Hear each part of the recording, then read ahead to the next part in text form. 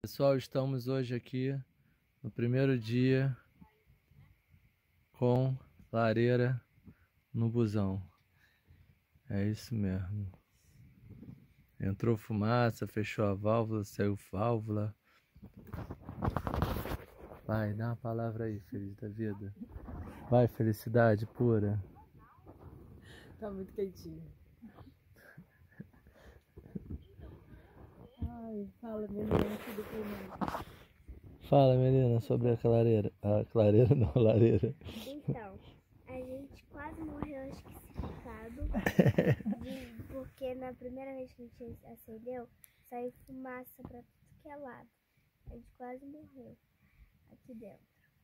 Aí ficou eu e minha mãe lá no motorista, meu pai tentando resolver o problema, só que não fazia nada de bom. Aí saímos abrindo o ônibus todo, aí ok, deu tudo certo. E agora conseguimos, tá quentinho. É isso aí.